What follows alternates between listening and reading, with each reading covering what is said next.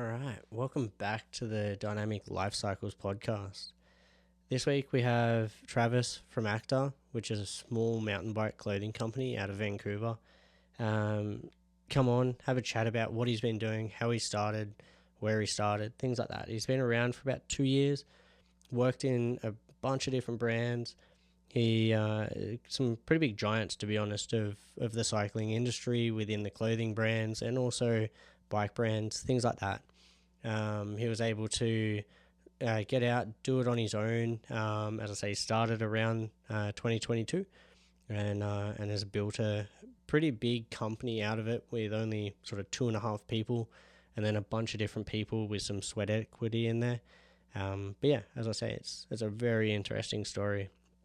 I also want to reach out and just say thank you to everybody that jumped online, sent me messages after the first episode that was released last week. It was really awesome. Thank you for that. It's quite scary to do this, jump out and do it without any sort of company in front of you or brand name in front of you. So yeah, cheers for reaching out. That made the week much nicer after we released that. Lastly, unfortunately, we did have some camera issues this time. The camera overheated, but I'll be able to fix that next time. I know what happened. We just sort of overcharged the camera with that. So yeah, sorry about that if you're going to watch it on YouTube, but you may hear us talk about a little bit in the audio recording with that side of things. And as always, don't be scared to jump on, like, subscribe, download it, share it around with all your friends. It's going to make a big difference in the future for myself, having some better numbers and things like that. So yeah, if you could get on and do that, that would be awesome. And if you have any guests that you would love to hear from and go from there, I'm more than happy to try and reach out to them and see if they can come on and see if they're around. But yeah, it would be awesome to hear from everybody out there that's listening. So cheers. Enjoy your listen.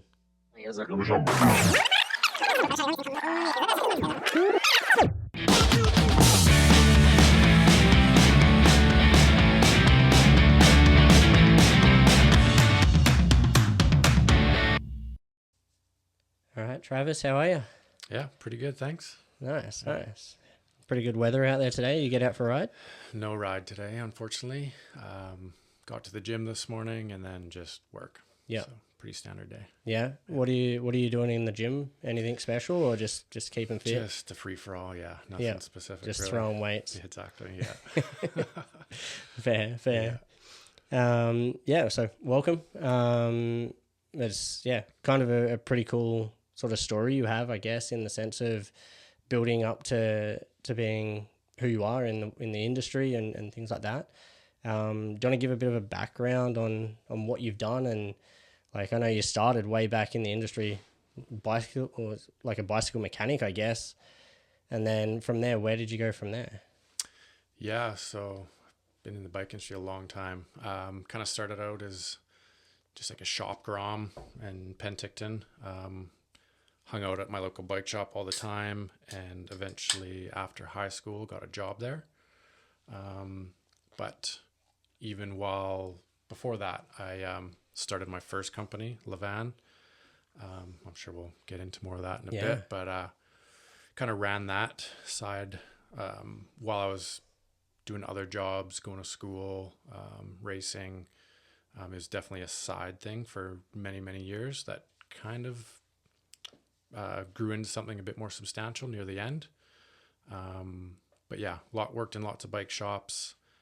After Lavan, it was kind of good timing. I just finished my design degree and a position came up at Raceface. Mm-hmm. So they actually interviewed me for the graphic design position, and then someone overheard the interview and I didn't get the job, but they're like, well, why don't you talk to him about the clothing department? Yeah. So they called me back and they were like, would you be interested in joining Raceface? But if you'd have to shut down your company. And I was like, perfect. Like, tell me where to sign, because at that stage I was over it. Like, there's a bunch of bad business deals, lost a bunch of money. So it was the perfect time to step away from it. Worked there for a while. And then went over to Germany, worked for YT. How was that? Not great. Okay. Yeah, definitely not what I expected. Just, I think I was too excited from the outside, seeing how cool of a company they look like. Yeah. Just a lot of empty promises and very unorganized corporation. And I say corporation specifically because when I was there, it did not feel like a mountain bike company. Interesting. So I stuck it out. I thought things were going decent. And I mean, it's a long story there, but anyways, it was the first time I've been fired from a job. Oh, interesting. For doing probably the best work I've ever done. Oh. So yeah, it was a wild time. But luckily I didn't burn any bridges with Fox and Raceface. So yeah, walked right back to my old job and spent a few more years there before deciding to go out on my own again. Nice. Yeah. Yeah, nice. And how was Raceface to work with? Like, obviously being local company, like essentially started on the shore, was it not? I think it was before they moved out to Burnaby. I think they've bounced around a bit, but when I was there, they were always in Burnaby. Yeah. When I started, they were pretty fresh out of receivership. Okay. So in a way, it felt like a startup. Yeah. The clothing department was just 3 of us, kind of all hands on deck. And it was probably the perfect job for me coming out of school. Yeah. Because I got to be involved in everything from like actually designing the product development and marketing as well. So yeah, it's a really good time. I think things changed slightly when Fox took over. Like we didn't see it immediately, but the corporation side of things, the shareholder, the profits, kind of lost its direction, I feel. But up until then, like it was a great company to work for and great people. Yeah. Yeah. Really, really good crew of people there. And then jumping back to Lavan, tell me a bit about that. Cause like that's I feel like every schoolboy wants to have their own clothing brand that then eventually takes off and like, that's their life. Like where did that start? Like, cause as I say, like even myself, I was like, you start with like stickers or whatever, and then you go and step out from that. Like where and how did you get that to take off? Or yeah, so my older cousin went to fashion design school. So way back when we were like, he's quite a few years older than me. So we were talking about starting like a skate, snowboard type company. And that didn't really pan out. So, but I was still like really wanting to do my own thing. So I kind of just went for it. Like I had no idea what I was doing. A very supportive mom who was just like, yeah, go for it. Let's get some shirts made. And kind of just went from there. Very slow in the first many years, but just, I think persistence and passion just kind of kept it going. 'Cause I feel like the biggest stopping point, I guess, is yes, anybody can go order a shirt or whatever with a logo on it, and anybody can really draw a logo. Whether it's a good logo or not is another question, but getting it from that, like receiving 100 shirts in a box to then building on that, like what was the steps there?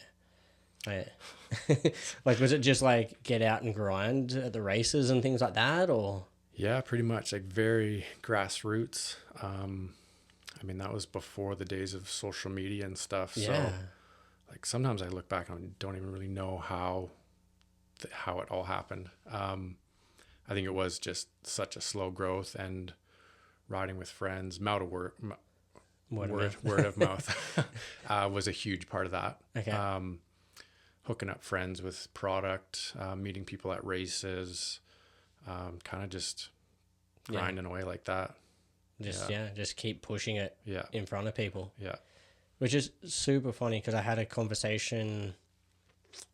What brand? I can't even remember what brand it was. It was when Crankworks came around maybe 2 years ago. They're a European brand, and anyway, they come in and they're like, oh, like we don't see any of our products on the wall, and I'm like, it's because you're not putting it in front of people. Yeah. I'm like, this is North America. Like, it needs to be big, loud, out there, literally jammed in people's faces almost to do anything. Yeah. And I was like, can you tell me one mountain biker that uses your stuff that's influential? And they came from the road world, and they're like, oh, no. And they're like, yeah, like, you're dominating the road world. Like, you're all over Tour de France teams, but, like, probably 15 years since I can remember a mountain biker that uses your product. Right. So it's kind of interesting, like, even at that grassroots level, it's the same, almost the same conversation a little bit. Totally. Yeah. Yeah. It's getting product out there, getting it on bodies, and getting brand recognition. Yeah. Out and about. Yeah. So I guess moving forward a little bit into the world of Akta. I've been making that mistake since I saw your brand pop up. Like, when was that? Like early 22, I guess? Would have been... So we launched... Oh, man, I'm bad with dates. It'll be 2 years in the end this October. Yeah. Yeah. Yeah. Yeah. It's like... And the reason is there's an Australian road cycling clothing brand. Oh, Attacker. Yeah.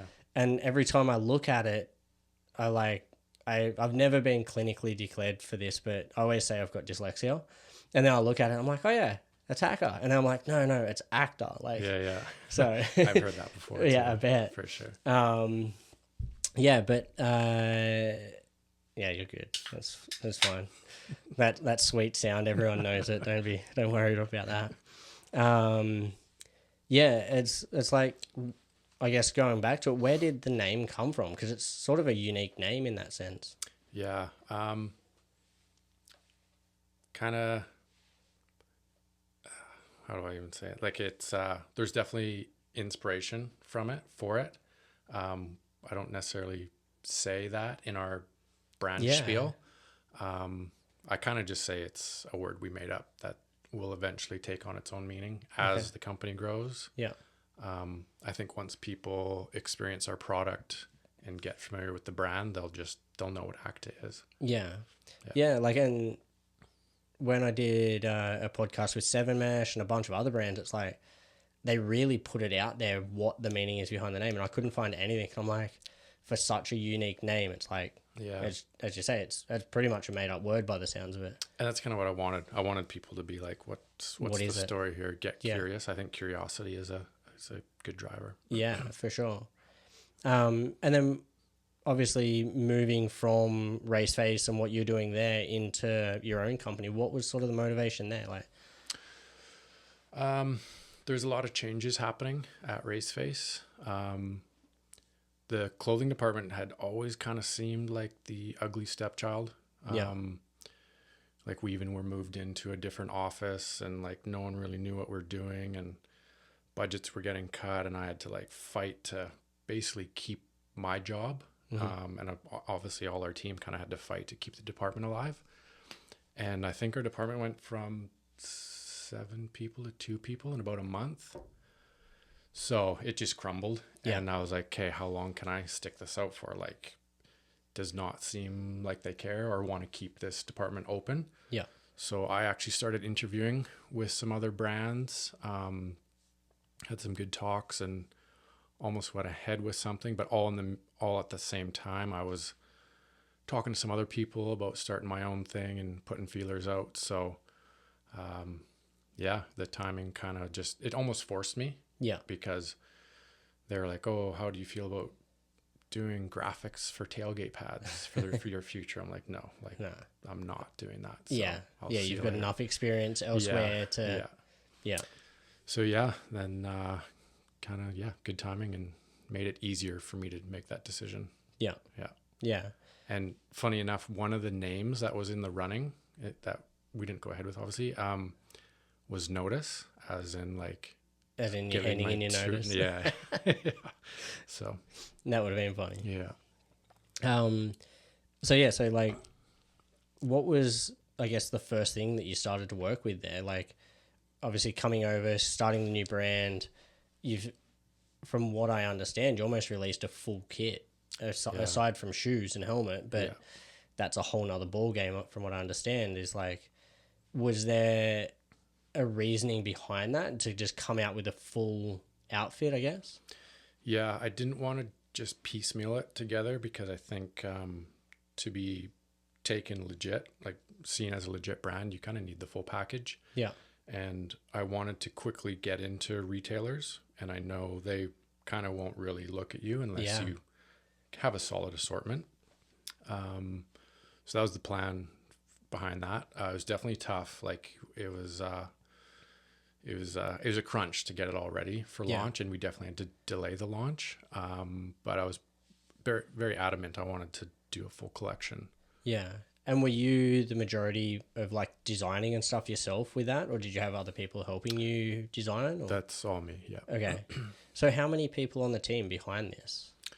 I guess you could say like 2.5. Okay. I've got a co-founder, and then some of our athletes are a couple of them are putting in sweat equity into the company. Yeah.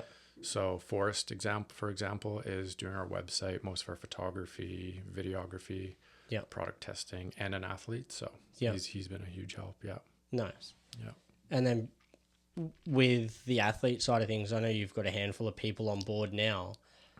Same thing, like just trying to get it out there on people, and like I think you got a couple of guys doing the World Cups and stuff like that. Were you able to pull much from like previous, I guess I don't know whether you're allowed to say that or not, but pull much from like previous people that you'd worked with and stuff like that to help push it? Or yeah, for sure. Once again, the timing was kind of crazy. I remember Forrest actually texted me one night and he's like, dude, have you ever thought about starting your own company again? Yeah. And I'm like, man, I'm literally writing a business plan right now. He's like, give me a call. Yeah. So he had this opportunity with some financial dude that he was trying to explore options, but we never went ahead with him. But that's kind of how the conversation started with Forrest. And I've worked with him for years with Raceface. So he was stoked to get on board. And then Ace, I've known Ace since Lavan days. He was one of our first athletes. So he's been super involved and kind of helped get our initial team set up. Forrest is good friends with Ben Wallace, so that connection was there. Yeah. And then it's definitely a team effort to create the team. Like we all kind of chat and see who we're feeling and see if they fit the vibe of the company. For sure. Yeah. And then building on from that is like, I guess, do you plan to expand more into that stuff? I know the guys from, I'm not always pronouncing it correctly, but Darko, I think it is, from Australia. And like they started out same sort of thing, like super grassroots, super tiny. He actually designed a mountain bike way back in the day, like 2006 as an engineer. And then they went into the clothing side of things. But cool. Now they're like World Cup, Common Cell, like big stuff. Is that like the goal to go in that direction, I guess? Yeah, that's definitely the goal and the dream. Like I think downhill racing's the best sport on the planet. So selfishly, like I just want to get to the stage to sponsor a team. Yeah. Just have an excuse to go to World Cups. Yeah, be able to ride it off. Yeah. But yeah, that's definitely the goal. Yeah, nice. Yeah. And I guess it's such early on in the life of like Akta. Like, is there stuff already in the works with that side of things, or you haven't really looked too heavily? We haven't looked too heavily. It was an interesting year hearing from athletes. I don't know if it's just because everyone was scrambling for sponsorship. Yeah. But we had some like decent, like big names reach out to us. Yeah. So I don't know if they think we're bigger than we are, or they're just willing to take anything. Yeah. But it was cool to correspond with some of them. I wish we could have pulled it off, but I just doesn't feel right to like try and undercut them. But we not much explored there just yet, but one day for sure. Yeah. And then I guess moving back into like the technologies and things like that in the gear, going back into the full lineup and stuff, how was that building that out? Because obviously you were probably restricted with working with different companies and different brands and what you could put in, say, knee pads, or what you could put in and the way they looked or how they looked. I guess you needed to meet certain price points. Yeah. What was that like, designing that out? Like, obviously you still want to meet certain price points to then match the market and the retail and things like that. But I guess you had a bit more of a open slate to what you put in it. What was that like? That was the dream, really. Like, it was so nice to be able to go in on with a clean slate and design stuff that I would be proud of. Like previously at the last company, they're always driving home that they were a product first company, which I love that. But when it came down to it, they were a margin first company. For sure. So any corner that could be cut would be cut. And I could see the opportunity to build a better product. And with our company, like our overheads are quite low. Yeah. So we can use the better materials and the nicer trims and things like that. So we are creating like a really good product for the price that we're selling at. So that feels good, and I'm like stoked and super proud of the stuff we're putting out. Yeah. Tell me a bit more about the material, because I can't remember exactly what the story was behind that, but I remember when I first started looking at it when it came into Steed and things like that. And we're sort of, I obviously left there and I wasn't able to get in it before I left, but I remember when we were looking at whether we were bringing it into the store and things like that, and there was, is it something to do with like a recycled material or something like that? Is that correct? Yeah, I don't know the exact number. I think it's like 90% of the materials we're using are recycled, Blue Sign approved, and GRS, so Global Recycle certified. So we've got those certifications behind the fabric. And we're just working with some really high-end vendors and fabric mills. Yeah. So obviously there's a reason behind that. Is it just to obviously keep the whole green side of things with the company in that way? Is that, I guess? Yeah, that's something I've wanted to push for a while. And I remember, I don't know, 4 years ago or something, it was like my kickoff meeting at the last job. I was like, this is an initiative I'd like to push and have like at least 50% of our fabrics recycled. And I was just told like, nah, mountain bikers don't care about that. They just want cheaper products. So yeah, I was like, okay, well, scrap that idea. And sure enough, it's been like our biggest talking point. And yeah. like, we haven't, initially I didn't want to push it too hard because I just think it's something every clothing brand should be doing. Yeah. It should just be kind of the norm now. Yeah. But it's kind of taken off, and our dealers love the story, our sales reps, athletes, like everyone's stoked on that. Yeah, and it's a good feeling material too. Like, yeah, you wouldn't know that it's any different. It still performs well, looks great, feels good. Yeah, exactly. It doesn't feel like some sort of fake or synthetic material as much as it, when I first saw it and I hadn't touched the materials, I'd just seen sort of photos and things of it. I was like, oh, it just looks like another brand. And at the end of the day, like when I say another brand, like still in the same competition as your Fox or your Troy Lee or whatever. But then when you pick it up and you put it on, it's like, oh, you can actually feel like the difference in that material. And it's pretty impressive. For sure. And then tell me a bit about the knee pads, because knee pads always blow me away because there's obviously so many different things behind that, how your knees work, what you need to protect. And it's kind of funny because I very rarely, almost never ride without knee pads. Did a Triple Crown, when was that, end of June with Kim Steed, and didn't ride knee pads because you're riding 100 odd kilometers, 3,000 meters, like big day, short travel bikes. But coming down some of those trails, I was so surprised how much my legs whacked the seat from just getting back behind the seat, and not even realizing it with knee pads on, because obviously you don't feel it, but then wearing them you do. And then I'm a pedal with knee pads up type of guy, and how they sort of, I guess articulate is the right word, but around the knee and move around the knee. What's the theory behind that? How do you get to that point, like, of making a fully finished product? Like, where does that start?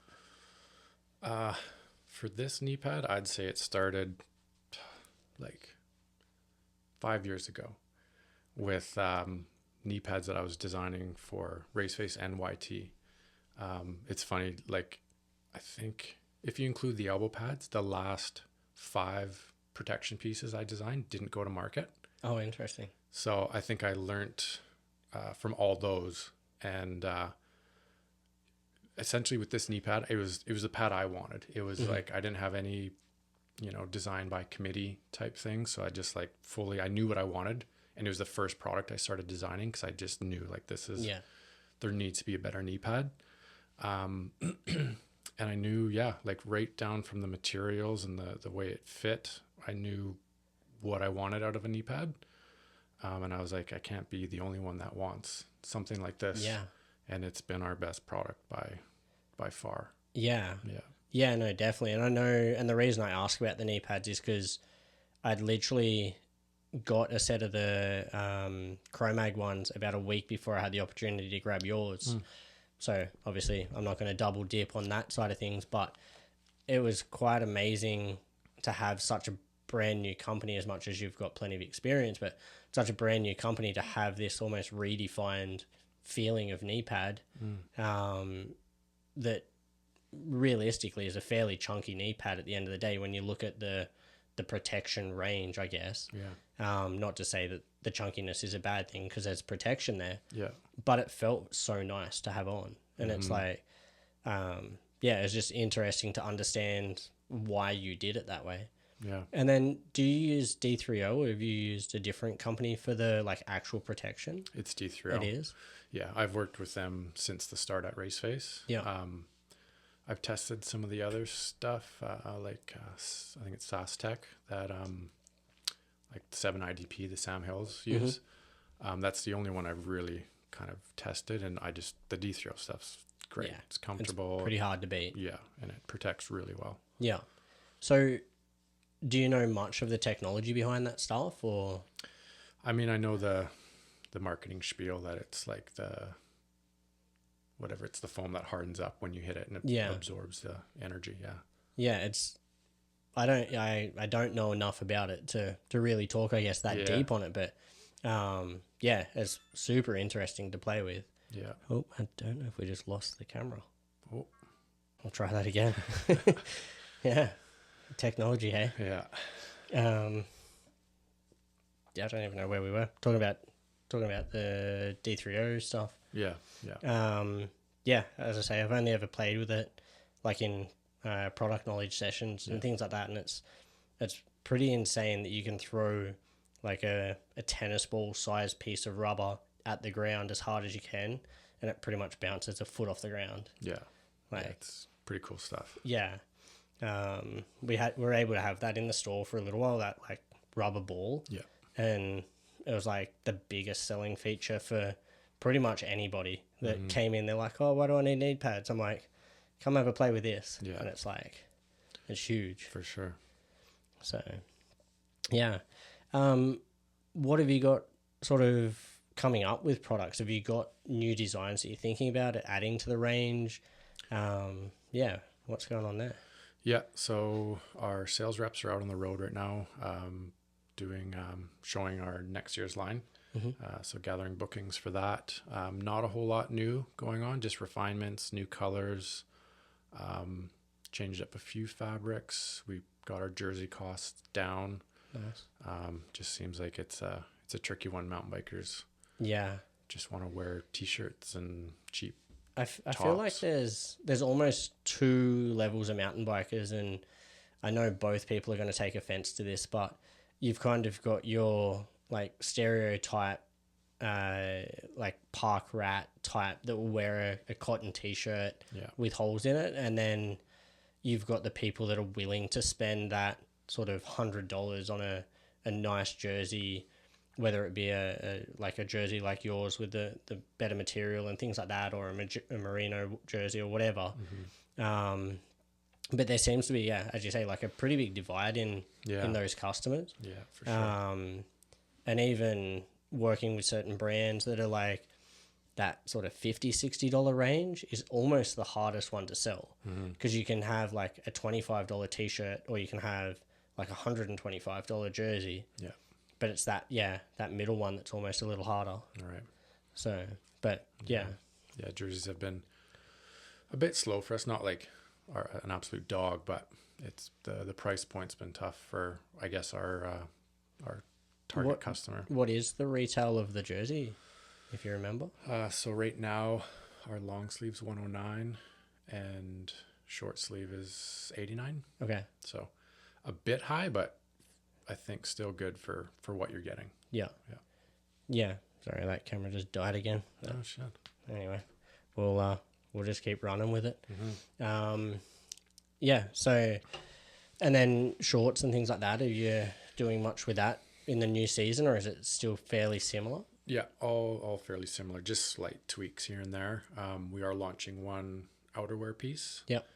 I won't keep that on the quiet for now, but that's all good.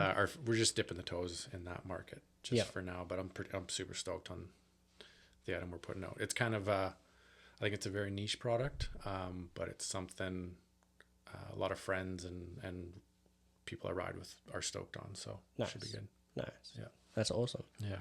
And how do you find, like, as you do develop these like different sort of items and stuff like that, just the changes in the industry? Like, obviously when you started, it was sort of that middle of COVID timing and things like that. And there was a lot of change happening there. And then now I feel like we're almost out the other side, pretty much in the clear, and sort of everyone, I guess, is waiting for this massive downturn, but haven't really seen a huge part of it in the retail side of things. But how are you going with that? Is there like sort of ideas in the back of your head that you're sort of like, oh, I'm not sure whether we should drop that just yet, or how's that playing out? Nothing like that really. We're kind of just sticking to our plan as normal. It has been a bit challenging competing with such big discounts. Like, we literally launched at the worst time, like right before the crash, and everyone's stuck with all this inventory. And but it's been motivating to see the brand doing well during these tough times, so that definitely keeps the motivation high. Yeah.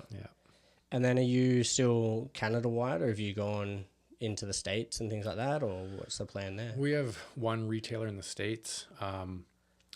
Actually, we're probably not going to go ahead with them next year, not because of bad business, but it's just doesn't make sense having one retailer right now, just logistically and duties and all that stuff. So we want to expand Canada. Like, I think we're at 22, 23 retailers in Canada. Yeah, wow. So we're pushing that again for next year. We've got randomly one dealer in Japan who's doing quite well with it. And we are in talks with someone in Europe right now. We'll see. We almost made it happen last year, but the conversation happened too late. So we're in the works again. Yeah.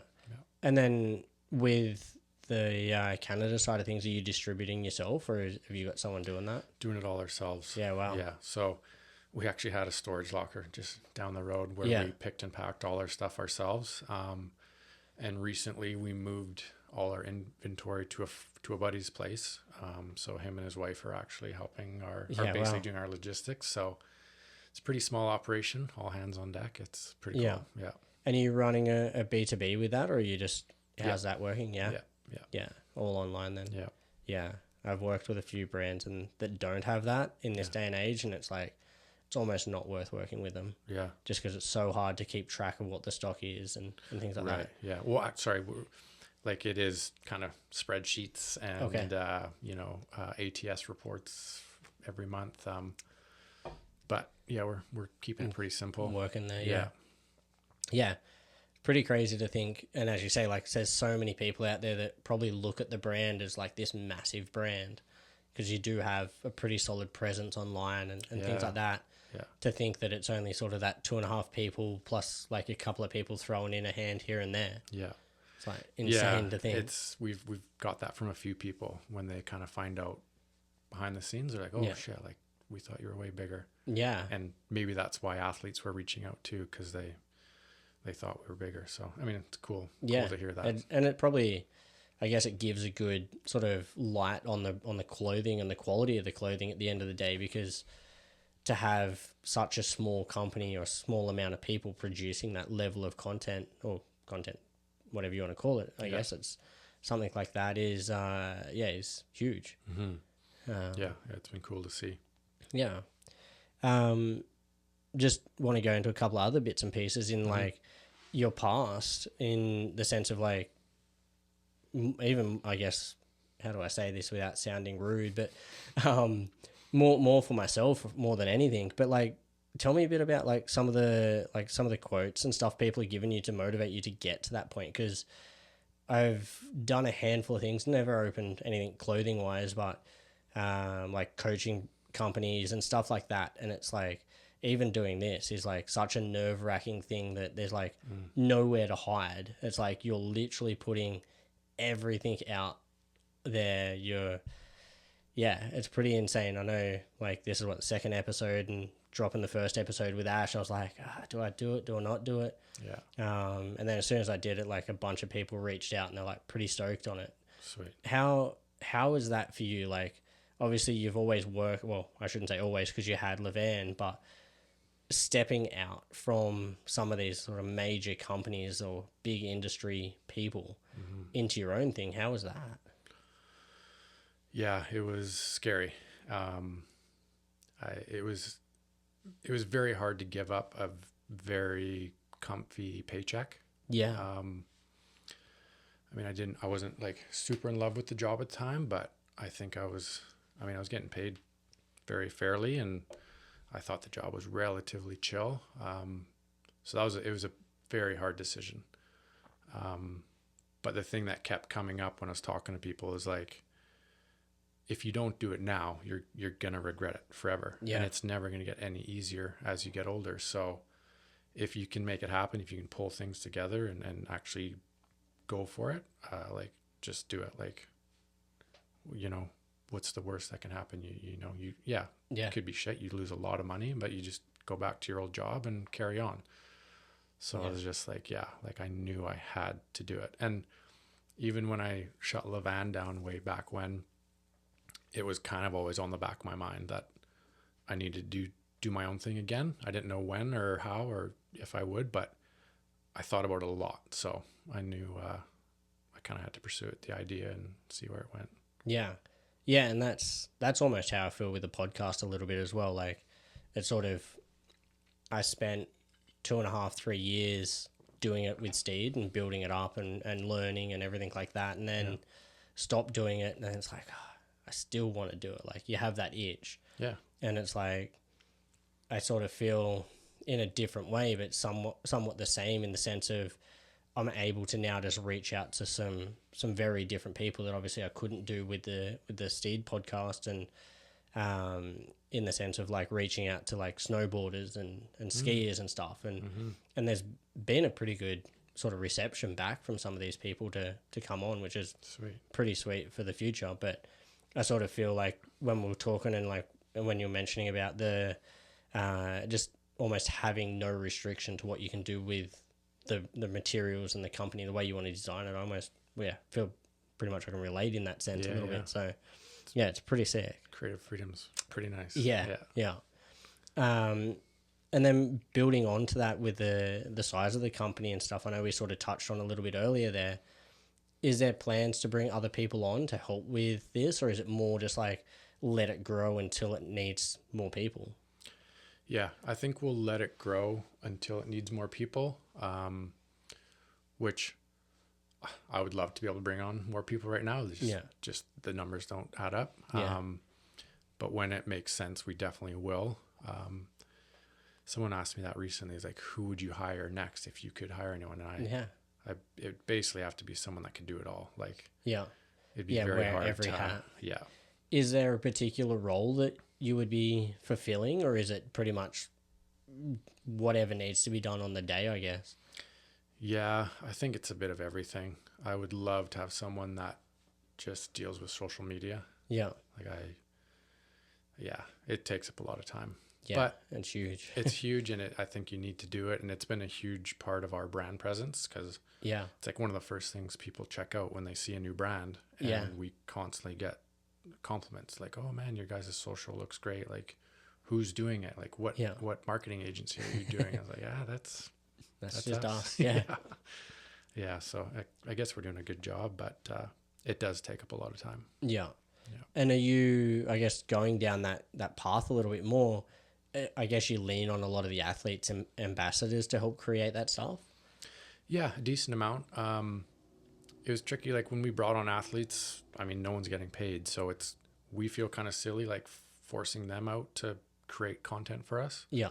So we try and arrange shoots for them. Mm-hmm. So they're not like going out of their way. But some have been great. Like some of them are just super keen on pumping out content. So yeah, gotta love those guys. Yeah. But yeah, we try and get out and shoot with our athletes when we can. Yeah, nice. And how many sort of athlete ambassadors do you have on, do you know? I think we're at 7 now. Yep. Yeah, give or take. And then we've got a few kind of like flow guys just giving discounts too. And yeah, I'd definitely like to expand that. But we're pretty stoked on what we have right now. Yeah. Yeah, definitely. And it's obviously a bit of give and take with that. Like you can't give out too much without sort of letting the brand grow and warranting that a little bit as well. Yeah, sometimes we got to pump the brakes and remember like we're still a fresh company. Like it's easy to get ahead of yourselves. Yeah. Yeah, I guess it's like when you've got the items sitting on the shelf, it's easy just to throw someone a set of like a jersey or a knee pads or whatever, and it's like, oh yeah, that's nothing. And then it's like you do that 100 times, and you're like, holy shit. Yeah, like, that's exactly. A lot. I do think we could have, like in hindsight, we could have given out more product at launch. Yeah. Because we've seen word of mouth and having product in retailers has been huge for us. Yeah. So I think we could have got our name out even quicker if we did kind of spend more money, like just seeding like getting product. Yeah, for sure. But hindsight. Yeah, and I sort of see that a little bit in the retail, like the shop level stuff. Obviously with everything we went through in the past few years, a lot of that free swag / product placement, I guess you could say, in the store has changed a lot. And like, not to name certain brands, but there's brands that have gone into this almost like, if you sell our product, you upload the receipt to an app, and then they'll give you like $5 per item they sell or something like that. Yeah. And like, that's all good and well, but at the end of the day, the people selling the items are not really getting a benefit from it. Like, I've probably made a couple $100 from selling certain brand products, and it doesn't change my life in the way that I would sell it. Right. But at the same time, if like they were to give me a set of glasses or a jersey or whatever that I'm going to wear, even just like a casual t-shirt, it's like, yeah, like you're going to wear that around, and then people ask about it and you're like, oh yeah, check out this thing. Like, and it sort of like creates that community, I guess. For sure. So yeah, it's interesting to hear you say like finding that balance obviously is pretty hard. Yeah. And I think there's some brands that have gone too far the other way, and basically everyone is sponsored and everyone gets a bro deal. And it's like, there's some brands I'm like, who pays retail for this? Yeah. I think it devalues the brand. So we definitely didn't want to get into that. For sure. And you could almost, we can say like someone like a Terex that is such a massive global company. It's like, if you live in Vancouver and you pay retail for a Terex in Vancouver, what are you doing? Yeah, you don't know the right people. Like, yeah, exactly. So yeah, I can fully see how that would be like an issue as well on the other side for a small startup, at least anyway. Yeah. So, and I guess talking a bit more down that, what other challenges have you found, like starting a new company? Oh, good question. Nothing comes to the top of my head other than like time management and like consuming your life. Yeah. And just being like, you have to be okay with that. Yeah. But I think it's a good sign that I'm doing the right thing. I love what I'm doing because it's like I'll work weekends. You want to work all the time. I'm keen to keep always working. Yeah. Yeah. How is that as a job? Because like, I'm going to relate it to myself a little bit here. Starting a new job with Norco and things like that, it's been pretty hectic for myself the last 3 months there. And I'll get home and I still want to answer emails, and I still want to like look at reports, and I still want to like build out certain areas of the store and things like that. Yeah. And you almost have to stop yourself. And I'm working for a company. I'm not owning the company in that sense. So I could only imagine for yourself that you've gone from working with these brands now doing it yourself, that you're happy to spend literally 24 hours a day just like head in the trenches and just like getting it done. Like, Totally. do you ever find yourself like having to pull yourself backwards out of it a little bit? Yeah, I think, I find I'm more productive if I force myself to take the odd step back. Mm-hmm. It's hard. I just figure like if I'm not doing anything, why not be working? Or It's almost like exactly as you say. If you're just sitting there on the couch, it's like you could actually be just doing something more productive. Yeah. So interesting. Yeah. I've never really spoken too deep with someone that's like started something they're obviously super passionate about in the sense of a business side of things, and coming from like where you've come from and things like that. So it's like I could only imagine how hard that would be to just almost stop yourself and be like, all right, I actually need some chill time, or I need to go ride my bike outside or whatever, you know? Totally. I think that'd be pretty hard. Yeah, it is. And sometimes I'm like, I run a mountain bike company. I should be mountain biking more. Yeah. But it doesn't always happen that way, but I like it. So you're not going to complain at the moment. Yeah, for sure. Yeah. And then I guess in the sense of, the rewarding side of it, because obviously as much as there's hard parts and things like that, what's been the most rewarding side of it, I guess, in that sense? I think the feedback on our product, kind of cheesy, but sometimes like I'll go read the reviews on our website. Mm-hmm. If I'm ever just like, man, what am I doing? You have those struggles running a business, and it's just like these complete strangers are just fired up on this product. So like, that's cool. And that's kind of what I got into this for. So if I can make someone's day on the mountain bike better and they're stoked on the product that they're putting their money into, is so cool. Yeah. Especially in today's, economy, like times are tough, and sometimes I'm like, man, people are putting their hard earned cash into stuff that I design. Like it's so cool. So people are almost like investing in you to continue. Yeah. Which is sick. So very grateful, and it's a cool feeling to see those reviews and people stoked. Yeah, that's such a cool thing. Like I didn't even think of that as like I didn't even know where you were going to go with that question, to be completely honest. But that's such a cool thing to just be like, like changing somebody's world just by a product you've made, and like you understand what's gone into it, and they're just pumped on everything, but they probably don't know half the story, like that kind of makes it all worthwhile in the end, to be like, putting all that effort in did pay off, and people are noticing it. So it's super cool. And then I guess the other funny thing of it is like you're almost a little bit hidden in the sense behind the brand as well, I guess. Yeah. Like there's probably not too many people out there that would recognize you even walking through a mountain bike event type thing, Totally. Which is cool. And that's cool. And I've kind of wanted to keep it that way. Like never wanted to really be the face of the brand. Like I'd rather the product just speak for itself. And I think it definitely does that for sure.